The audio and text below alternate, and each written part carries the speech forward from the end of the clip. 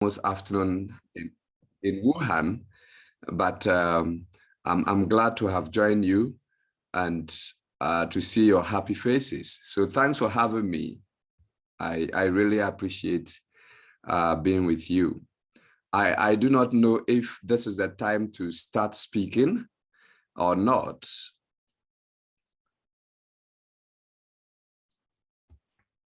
Yes, Pastor. Okay.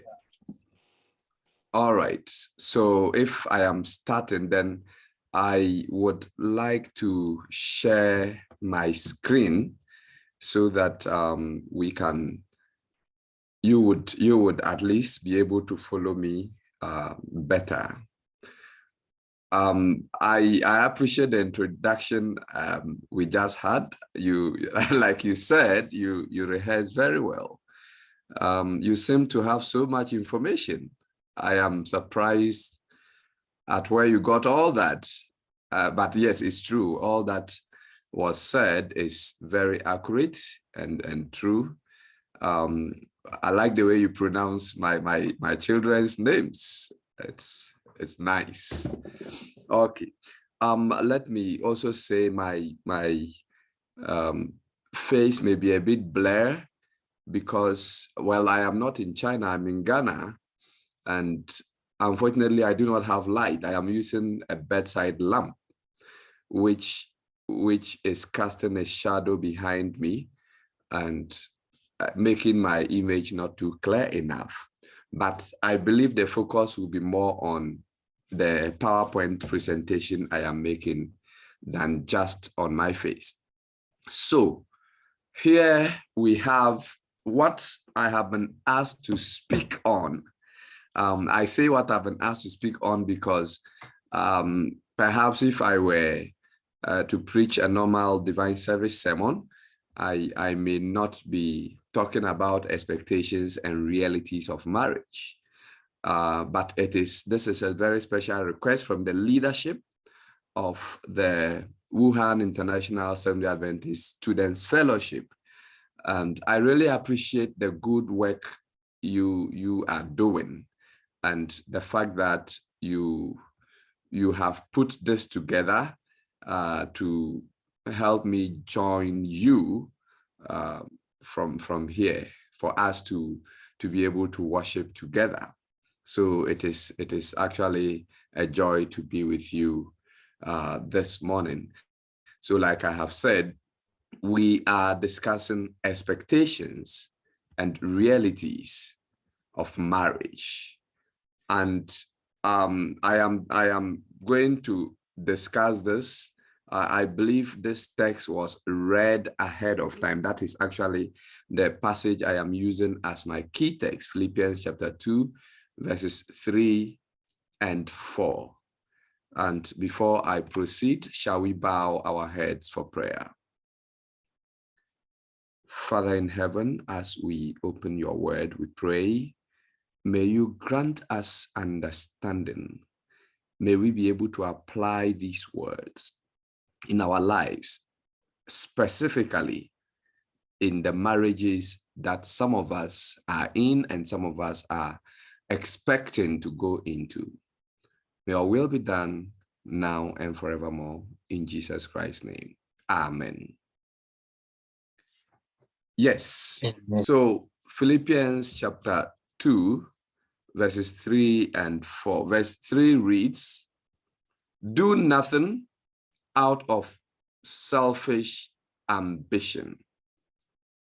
Do nothing out of selfish ambition or vain conceit, but in humility consider others better than yourselves.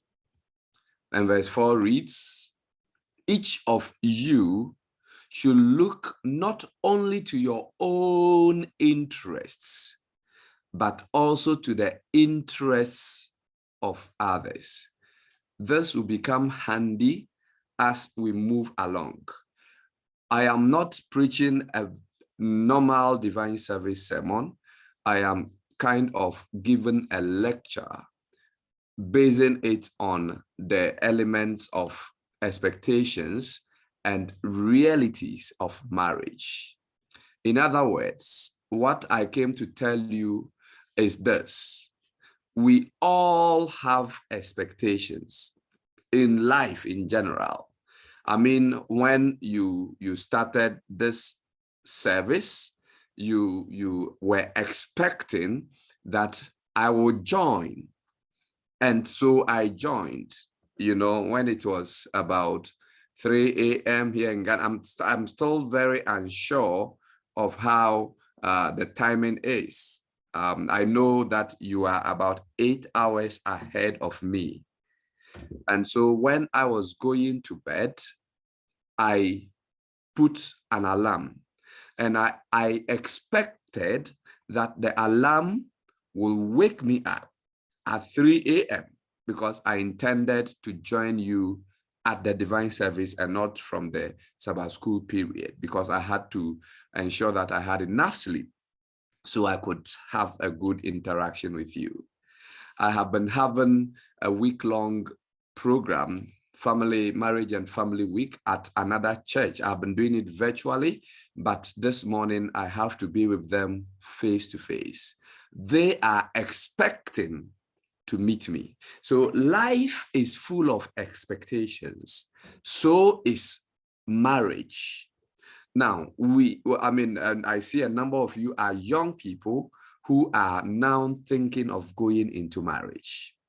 Now, as you think of going into marriage, whether you like it or not, you have some expectations.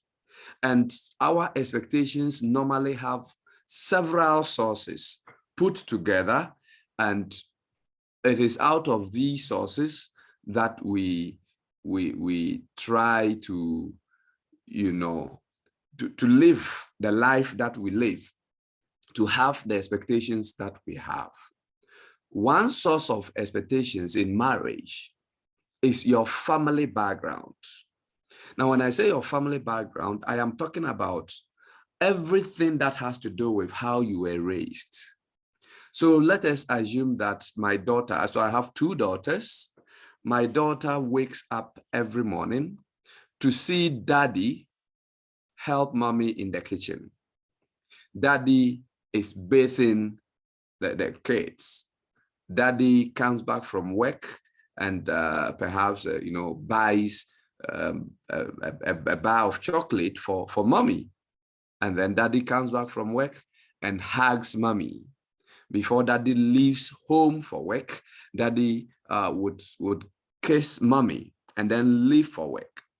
Now, this girl grows and she is thinking, well, I will get married to somebody who is part of the Wuhan International Seventh-day Adventist Students Fellowship. And then this guy doesn't do any of these things. My daughter would have failed in terms of what her expectations were, because what she thinks a husband should do, her husband is not doing. And so that is actually what we mean by expectations from family background. And we can talk about different people who have different family backgrounds that have given them different sets of expectations. So that if you come from a background in which your father does something, your mother does something, your parents are doing something, whether they are living together or not living together, whatever background you come from, it actually puts in you certain expectations of what an ideal marriage is. That is what we mean by expectations coming from a family background. There are some expectations that stem from the role models you make, the role models you have. So this is a gentleman who thinks that, well, Dr. Andor has been introduced as a marriage consultant. He is the director of Paraclete's Love and Life Consultancy. So I think he will be a good husband. Therefore, let me look at how he treats his wife. And then I will base on that to treat my wife. Or I will base on that to expect my husband to treat me that way. Now, if we have somebody who has chosen me as a role model, the person is likely to expect his or her marriage to be like mine. But the question is that even possible? If it is possible, how about the person's partner who becomes his or her role model? So somebody chooses role model A, another chooses role model B, and then we have different expectations, but we still have expectations anyway. And so you see that, okay, so this is how this man treats the wife. I wish my husband would treat me that way. Or this is how this woman, who is my role model, treats her husband. I wish my wife would treat me that way. Or I want to treat my husband the same way. So role modeling is another source of expectations in marriage. Another source is books and other written sources. So you read a book on marriage, you read an article on marriage, you read something about marriage, and then you have a picture of how it looks like. You read something about sex in marriage, or you read something about communication in marriage. You read something about handling conflict in marriage. You read something about any aspect of marriage. And then you expect that this be applied in your marriage. So this is your picture of an ideal marriage. A husband who does this to you during your sexual encounter. A wife who does this to you, I mean, in terms of how she talks to you and all that, in terms of the kind of respect that is given. That is your expectation. And you expect that your wife, your husband, will do exactly that. So your source of that expectation is actually your books, the books that you have read, the other written sources that you have consulted. They give you an idea. And when I talk about that, then I also come to the fact that, okay, so at this point, I am here with you, talking to you about marriage. There may be some things that I will say, which will give you an idea of what you should expect in marriage. Television is another source. And by this, I mean, what we normally would go for are the telenovelas. So you see the telenovelas, this Mexican series, Indian series, whatever it is, there is a certain treatment that wives give to their husbands, a certain treatment that husbands give to their wives. And these treatments actually excite you. And you wish that, oh, I wish my wife would treat me same way, or I wish my husband would treat me same way. So television, and not, of course, not just television, radio and other media outlets actually paint a certain picture of how marriage should be like. And it gives you a certain expectation in marriage. I mean, it gives you an idea of how your marriage should be like, or how you want, or how you expect your marriage to be like. Television.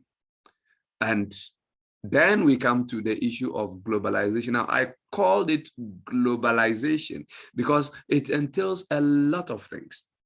Now, what we are doing is actually something that came as a result of globalization.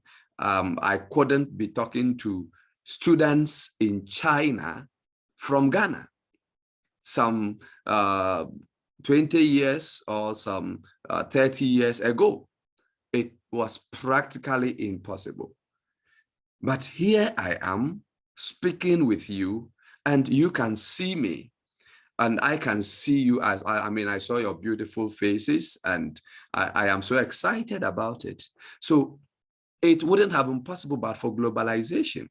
Globalization has brought about a whole lot of things. The world is now in my hands on my mobile phone. I can basically access every aspect of the world on my phone. So I have Facebook, I have WhatsApp, I have Twitter, I have LinkedIn, I have everything. And so I know what is happening to another family in China. I know what is happening to another family in the United States of America. Now, that gives me an idea how I want my marriage to be like. In other words, globalization has led to a surge of where I get my expectations from. I am able to see how people are treated in their marriages, and I expect my spouse to give me that same treatment.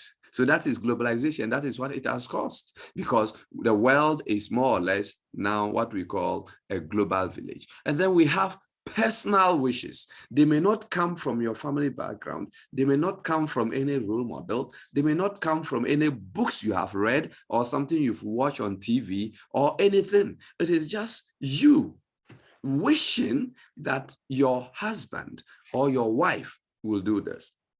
I have been doing premarital counseling, and one of the things that I ask my would-be couples to do is to give me a list of their expectations of each other. And trust me, I have seen so many lists. I mean, you see people expecting a heaven in their home, which is the way it ought to be, actually. You know, if we are supposed to marry well, we should be able to find a heaven in our homes, in our relationships. And so these are personal wishes. I wish this is how I want my husband to dress. This is how I want my wife to dress. This is how I want us to worship. I mean, to have personal devotion. In fact, people write expectations even about their sex life, what they expect in terms of their finances, what they expect in terms of their parenting, how they should take care of their kids and all that. And actually, I push my the will-be couples to, you know, give me an expectation in every aspect of their marriage life. Because seriously, what I do is that I make them to discuss. We discuss them. So I ask the man, okay, so your wife expects that you take her on a vacation at least 3 times in a year. That means every 4 months, you should be able to go on a vacation. Is it possible? Can you do that? Do you have the financial muscles to do that? Do you have the time to do that? And then he'll be like, yes, I can do it, and I will do it. Or he'll be, no, I will not be able to do it. Perhaps we can do it twice a year. That should be better. And then we negotiate. So at the end of the day, together with, with each other, we are able to come to an understanding. I have had women wishing that they expect that their husbands will be husbands that help them. You know, in most parts of Africa, you find the roles of the domestic chores being handled by women. And so a number of women expect that, no, the husband should be able to help me in the kitchen, to help me do the laundry, to help me take care of the kids, to help me do this and that and that. And therefore, they call it help, even though ideally it shouldn't be about one helping the other. It should rather be about the two of us doing our God-given task. All right. So people have all these kind of wishes, and when you expect, you actually wish that your expectations are met, and that is marriage. Now, just in the course of this week, I gave a presentation which I titled, "The Honeymoon is Over." When you get married, sometimes you are able to get these expectations being met. At other times, the expectations may be met for a few moments in the marriage, and after the honeymoon is over, then you realize that you are back to.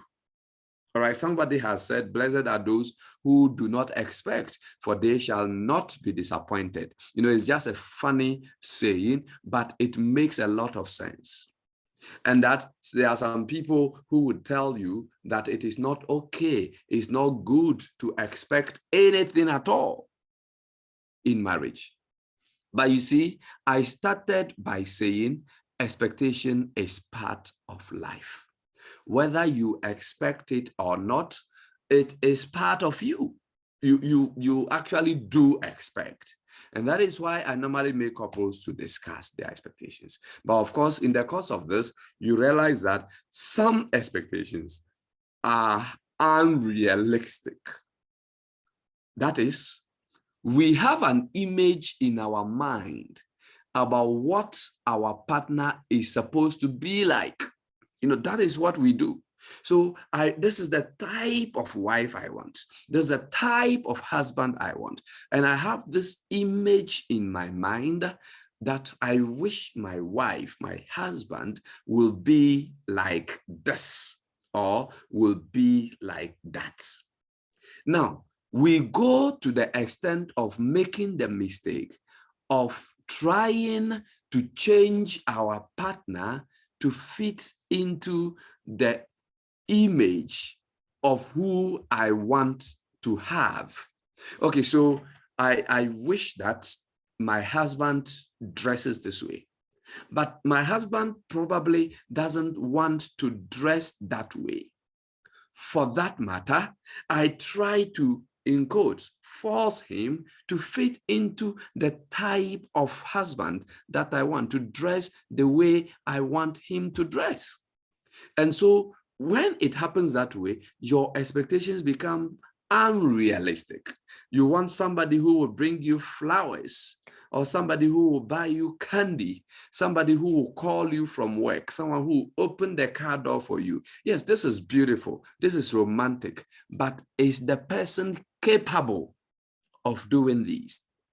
Can the person do this? So when our expectations are not met, we often become frustrated and we begin to criticize. We begin to think about what exactly is happening. And then you become, what we call disillusioned because you don't seem to be happy in the marriage. So a lot of people are unhappy in marriages. And when you probe further in the marriage, you realize that, the reason for their unhappiness is that they have some unrealistic expectations, some things that are not realistic. That is what they expect from their spouses. They are not getting it. And so they are frustrated in their marriage. Now, talking about this, what is the remedy? What do we do? How do we handle this? Well, I will be saying this at the later part, that we should accept each other just as we are. Remember, both you and your partner were created in God's image. And so you should resist the temptation of trying to change your partner. And then you should make sure you talk about changes that both of you can make for a better relationship. If you don't do this, then your expectations will never get met. Now, the reality on the ground, after talking about all these expectations, the reality on the ground is that after marriage, things change. And you see, when I say after marriage, things change, this has to do with what you expect versus what is the reality on the ground. Now, we all expect marriage to be a sweet experience. When people are getting married, they are happy. You know, it is a happy moment at the wedding. And of course, apart from a few instances where the man is probably thinking of all the money that has gone into the jollof and chicken you are eating, or the cake and all that. He's thinking about the debt he's going to pay, and so he's not all happy. People are happy when getting married. And that is why when somebody tells you, oh, I'm getting married, we send them congratulatory messages, because the intention to get married is a good one. And we expect that, oh, finally, this lady is going to be happy. Finally, this gentleman is going to be happy because he's getting married. And so we expect marriage to be sweet, to be happy. And like I have said, okay, I think I've said this already. Now, with these expectations, the mood in marriage change after the initial years. The question is why? Why is it that I expected this kind of marriage, and I wish that I will be able to go through that kind of marriage? So why have things changed now? And that is a question on the minds of a lot of people. Why? Now, I am going to take you something theoretical, but it is also very practical. Several scholars have actually indicated that there are various stages that every marriage will go through. And that is the reality here. The reality is that marriage is not static. Things don't stay the way they are. So the reality of marriage is in these theories. The most popular of these theories is one that says we have 5 stages in marriage. The first stage is the romance stage. That is a stage where there is so much love, there is so much romance, there is so much happiness. Everybody is happy. The husband is holding the wife's hand while they are going to church. He's holding her bag while they go to church. She has her hand around, his shoulders. He has his hand around her waist, and they are so elegantly walking. He would make sure she doesn't hit her leg on a stone. You know, they are wearing the same dress. They are so excited. That is the romance stage of marriage. Every marriage goes through that stage.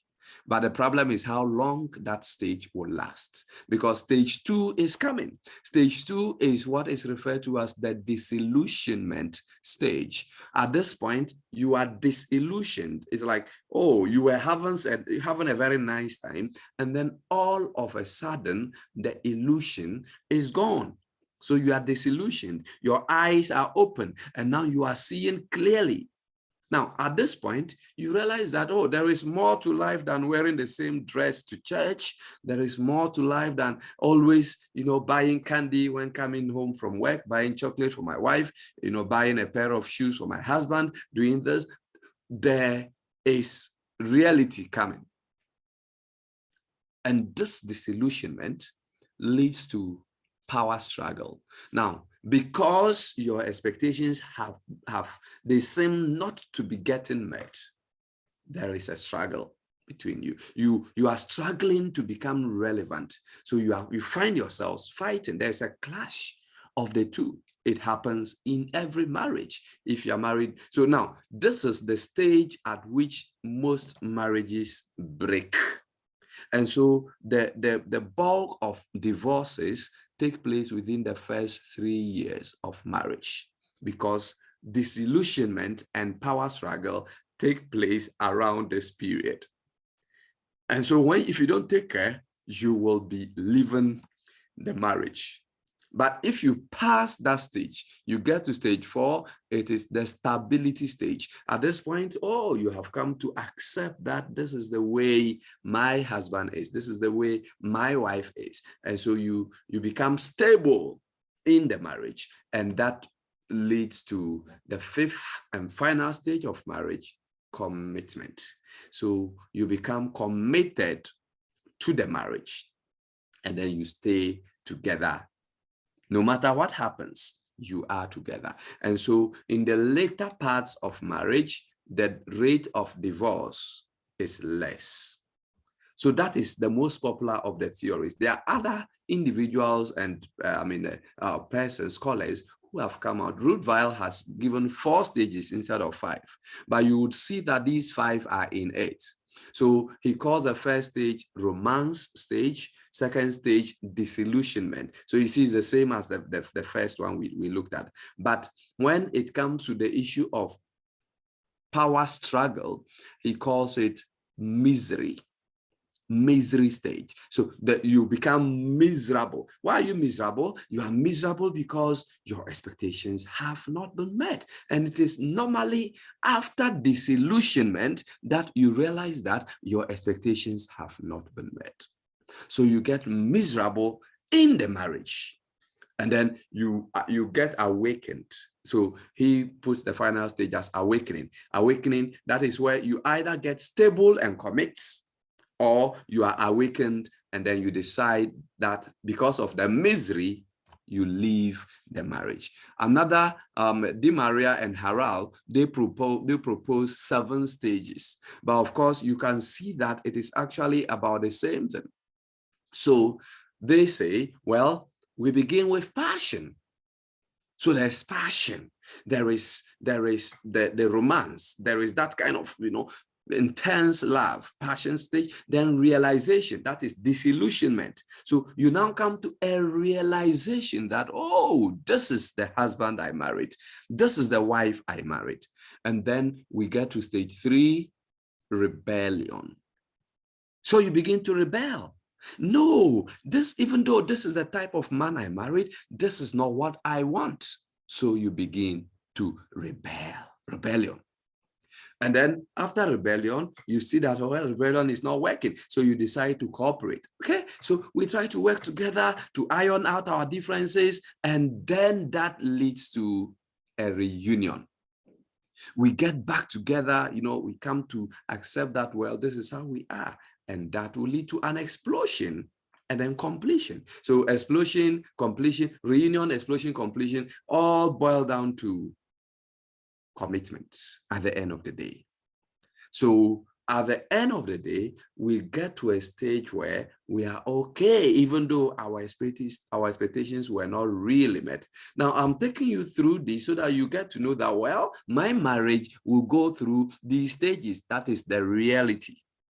Larson proposed 3 stages. He says marriage begins with romance, love, passion, romance, that is it. But there is also disillusionment and distraction. Now he puts these together: disillusionment and distraction. You are disillusioned, your eyes are opened, and there are distractions. There are other people who begin to distract you from the focus of your marriage. So we talk about third persons, family, friends, all are distractions. They come in along the line. They may come along your line. They may come along the line of your spouse. So you should keep in mind that, yes, I have expectations, but this is the reality. And then it moves to stage 3. So after disillusionment, according to Larson, straight you move to the final stage. But the final stage has, some permutation. He says you either have dissolution, adjustment, and resignation, or adjustment and contentment. That is, you decide to dissolve the marriage because you are disillusioned. Because of the distraction, you decide to leave the marriage. You decide to, or sometimes you may stay in the marriage, but you are resigned. In other words, you are there. You are just there. You are just in the marriage because of the kids, because of this. You are not happy and you are just hanging in there. Or you will leave the marriage. Or the other side is that you will adjust, you become content, and you are happy in the marriage. So these are the stages according to Larson. Now, out of these, I adopted a 5-part. Of course, it's linked with all of them put together. This is very personal. This is what I call the elements. The first stage, I will call it the honeymoon stage. Of course, honeymoon from the idea of, honeymoon is sweet. We are all happy. So apart from the few days, the 1 week, the 2 weeks that the couple may spend at a resort somewhere in the countryside or whatever to have fun and to plan for their lives, apart from that, marriage continues to remain a honeymoon for some time. It takes a period, depending on the couple. Some couples will take longer, some will take shorter. Whatever the case is, you are in the honeymoon period or honeymoon stage of your marriage. And then reality will set in. This is what others have called disillusionment. Reality will set in. The reality of who you married, the reality of what is at stake in the marriage, the reality of children have come, you have to buy diapers, you have to pay school fees, you have to do this. That is the reality. These will set in. The reality of your spouse's character will set in. The reality of certain things that make you uncomfortable will set in. And when these things set in, it leads to stage 3, conflict, what we call power struggle. So there is conflict. The two of you and your spouse are not, you would have to, you make a point, because at this point, at this stage in marriage, you stop pretending.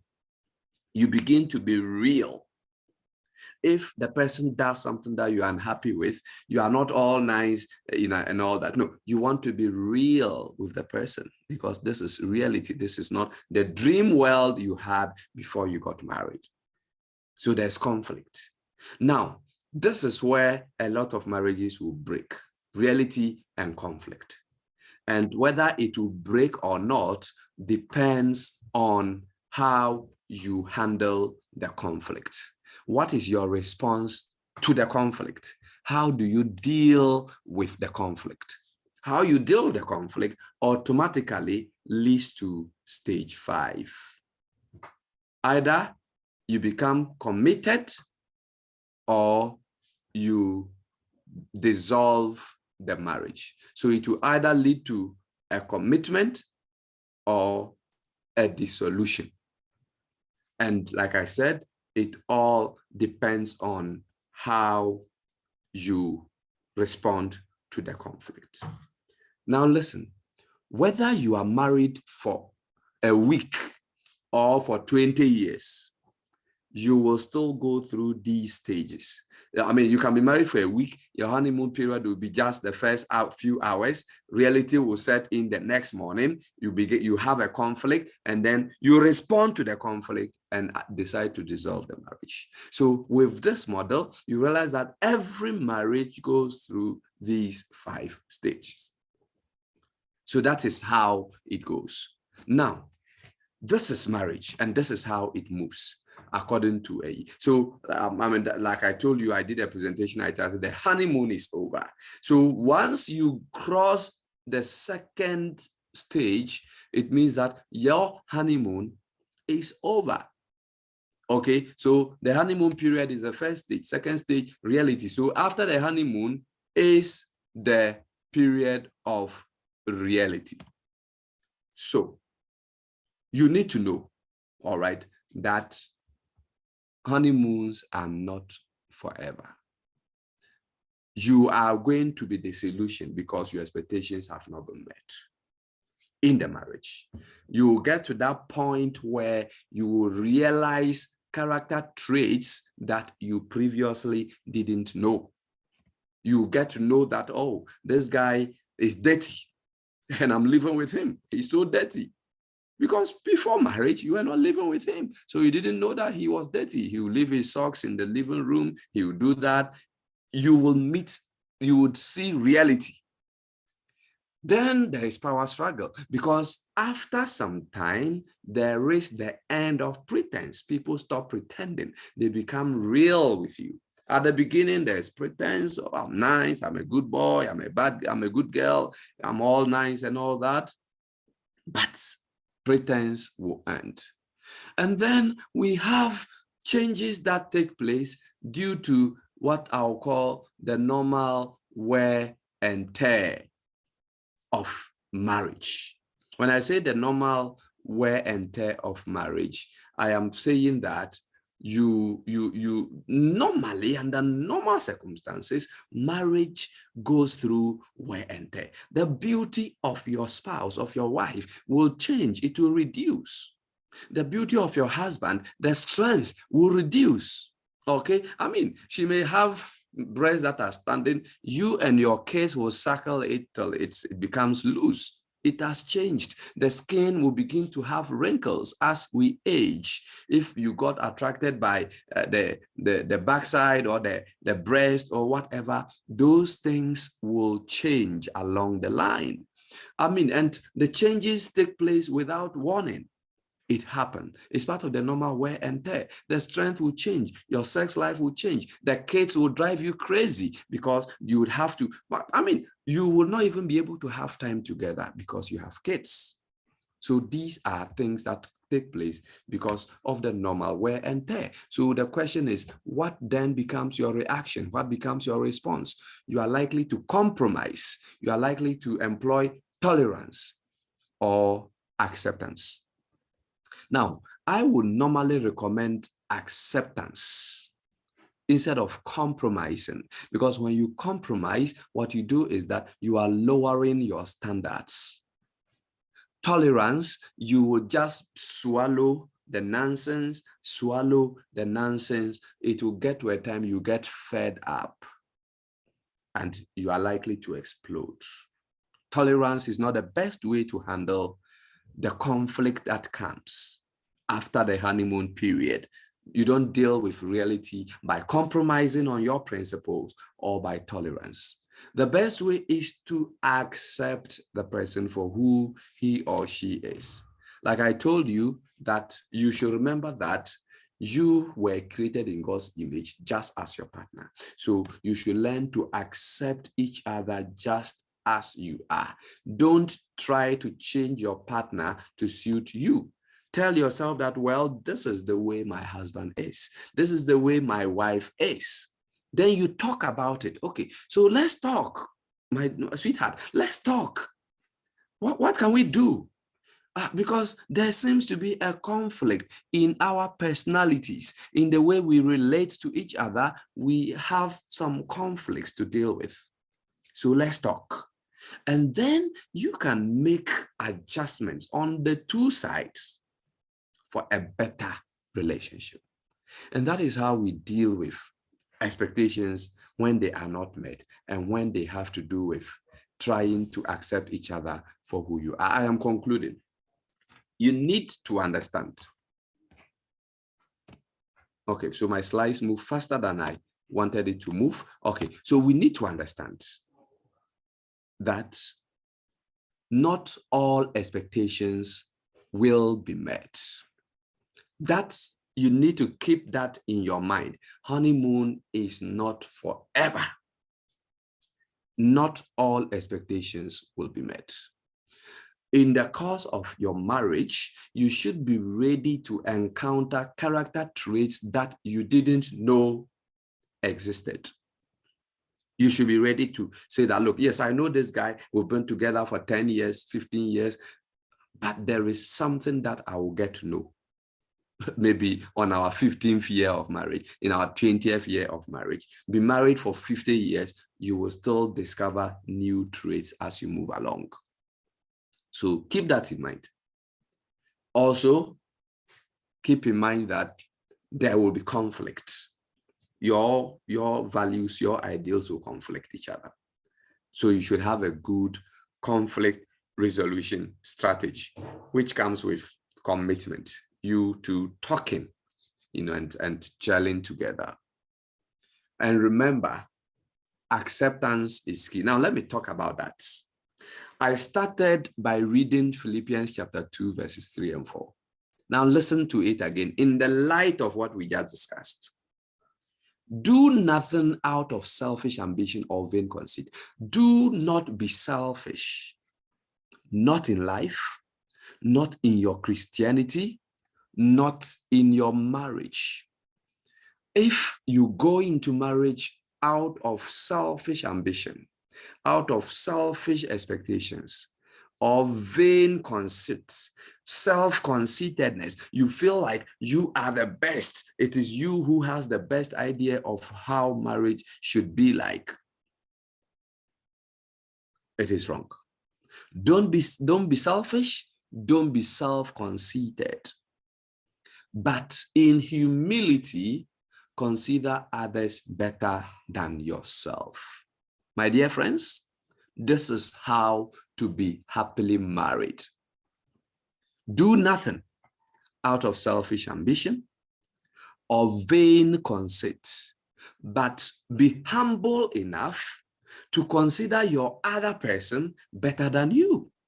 In your mind, keep in mind that, look, I am not always right. Maybe I am wrong. My partner may be the one who is right.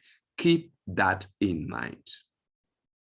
And consider them better than yourselves. Verse 4, each of you should look not only to your own interests. In marriage, don't look to your own interest, but also the interests of others. In this context, look to the interests of your partner. Look to the interests of your husband, of your wife.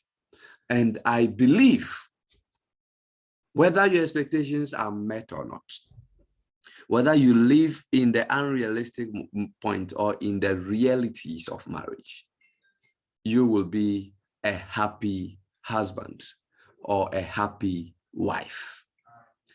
Thank you for your attention, and God bless you.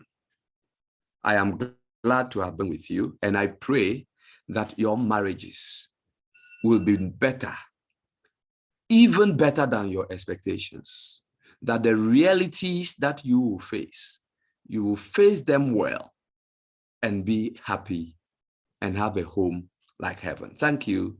In Jesus' name, amen. Amen. Amen, Pastor.